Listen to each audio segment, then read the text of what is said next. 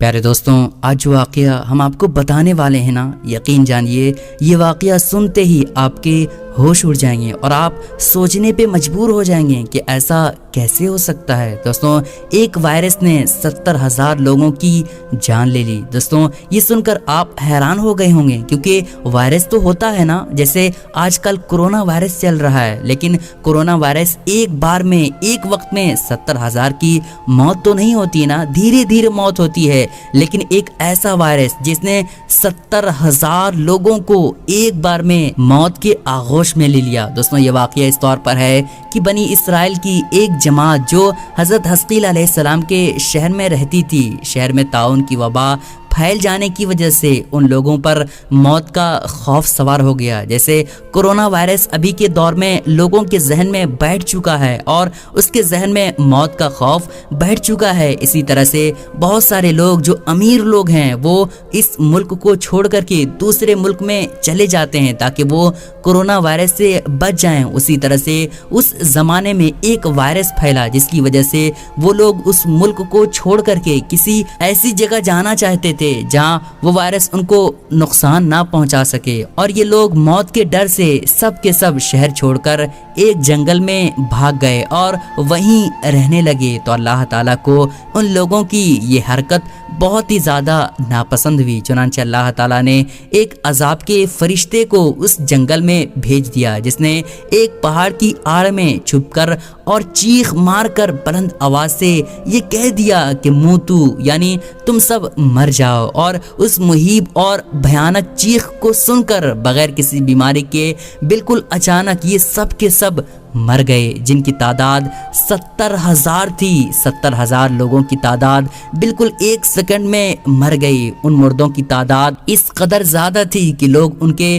کفن و دفن کا کوئی انتظام نہیں کر سکا، اور ان مردوں کی لاشیں کھلے میدان میں بغیر کفن کے 8 دن تک پڑی پڑی سڑنے لگی، اور بے انتہا تعفن اور بدبو سے پورے جنگل بلکہ اس کے اطراف میں بدبو پھیل گئی۔ کچھ لوگوں نے ان کی لاشوں پر رحم کھا کر چاروں طرف سے دیوار اٹھا دی تاکہ یہ لاش درندوں سے محفوظ رہیں۔ کچھ دنوں کے بعد حضرت حزقیل علیہ السلام جو اللہ کے نبی ہیں اس جنگل میں ان لاشوں کے پاس سے گزر ہوا تو اپنی قوم کے 70,000 انسانوں کی اس موت ناگہانی اور بغیر کفن لاشوں کی فراوانی دیکھ کر رنج و غم سے ان کا دل بھر گیا اور ان کی آنکھوں سے آنسو جاری ہونے لگے، اور وہ بہت ہی زیادہ رونے لگے اور اللہ تعالیٰ کے دربار میں دکھ بھرے دل سے گڑ گڑا کر دعائیں مانگنے لگے کہ یا اللہ، یہ میری قوم کے افراد تھے جو اپنی نادانی سے یہ غلطی کر بیٹھے ہیں کہ موت کے ڈر سے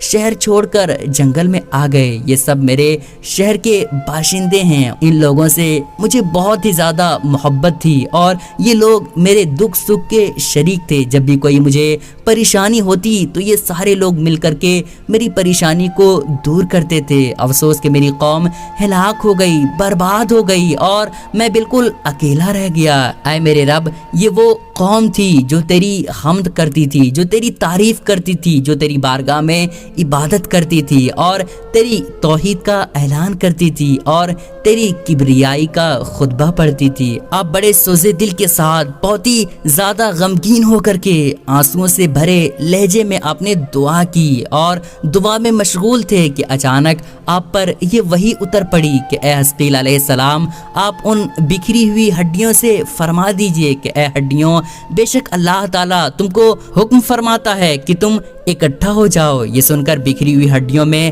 حرکت پیدا ہوئی اور ہر آدمی کی ہڈیاں جمع ہو کر ہڈیوں کے ڈھانچے بن گئے۔ پھر یہ وحی آئی کہ اے حزقیل علیہ السلام، آپ فرما دیجئے کہ اے ہڈیوں، تم کو اللہ کا یہ حکم ہے کہ تم گوشت پہن لو۔ یہ کلام سنتے ہی فوراً ہڈیوں کے ڈھانچوں پر گوشت پوست چڑھ گئے۔ پھر تیسری بار یہ وحی نازل ہوئی، اے حزقیل علیہ السلام، آپ یہ کہہ دو کہ اے مردوں، خدا کی حکم سے تم سب اٹھ کر کھڑے ہو جاؤ۔ چنانچہ آپ نے یہ فرما دیا تو آپ کی زبان سے یہ جملہ نکلتے ہی 70,000 لاشیں ایک دم سے دیکھتے ہی دیکھتے یہ پڑھتے ہوئے کھڑی ہو گئی کہ سبحانکا अल्लाहुम्मा व बिहम्दिका ला इलाहा इल्ला अंता। फिर ये सब के सब लोग जंगल से रवाना होकर अपने शहर में आकर दोबारा आबाद हो गए और अपनी उम्रों की मुद्दत भर जिंदा रहे। लेकिन उन लोगों पर इस मौत का इतना निशान बाकी रह गया कि उनकी औलाद के